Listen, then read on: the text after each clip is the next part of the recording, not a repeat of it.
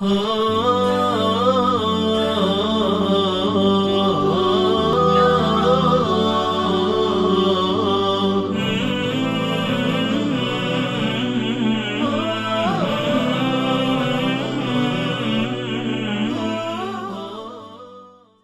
بالله من الشيطان الرجيم بسم الله الرحمن الرحيم Assalamu alaikum wa rahmatullahi wa barakatuh.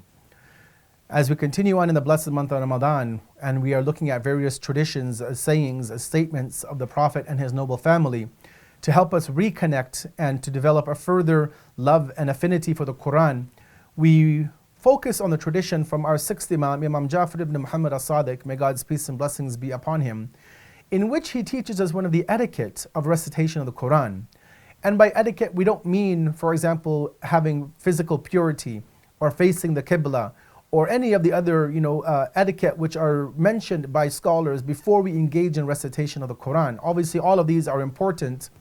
but he guides us to a etiquette, and when we actually are reciting the verses of the Qur'an, things that should be running through our mind, things that we should be thinking about as we engage in this regular recitation of the Book of Allah. And in this beautiful tradition, the sixth Imam says the following about how we should actually go about reciting the verses of Allah, and he states the following. It is advisable for the person who is reciting the Qur'an that when he reaches to a verse from the Qur'an in which there is a request for something, that he asks Allah for that thing. Or when he reaches to a verse of the Qur'an in which there is talk about the punishment, that he asks Allah for protection from the fire of hell and the punishment. Here the sixth Imam beautifully shows us the importance of, again, not just reciting the book, but rather reciting with reflection, with thought, with contemplation. He clearly shows us that when we recite the Qur'an and we come across a verse that talks about some benefit, some pleasure, some reward, whether it be this world or otherworldly, that we pause and we ask Allah for that blessing. When we recite verses of the Qur'an that talk about paradise under, in which people will reside in gardens under which rivers flow, and that they will be given fruits of every kind and whatever they would like would be at hand, we should not just read this verse and skip over it and go on to the next passage, but rather we should stop, think, reflect on that particular verse and ask Allah for what those blessings are that we have just recited. Obviously, this means that we need to understand what we recite within the Qur'an, because as the sixth Imam is showing us, that this is what we should ask for. And if we don't understand the verses, then we can't be at a level to ask Allah for these things.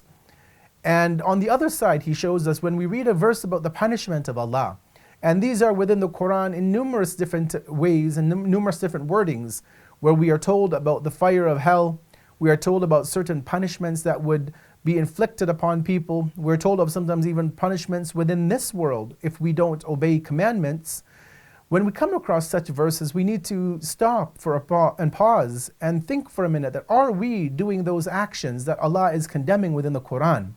And if so, we need to seek protection in Allah from those punishments, from those actions rather that would cause those punishments, and at the same time also seek to change our lives to be able to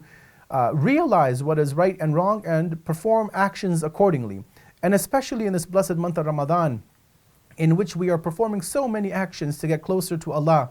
we should make a pledge to Allah and to ourselves that we will do our best, that in this month of Ramadan, and even when we leave the month of Ramadan, when we have completed the fasting, that we have done our best to keep away from those actions which we have read in these blessed verses of the Qur'an on a nightly basis, and that we will do our best to perform those actions that we have also read about, which will earn us a reward in this world and the world to come. Wassalamu alaikum wa rahmatullahi wa barakatuh.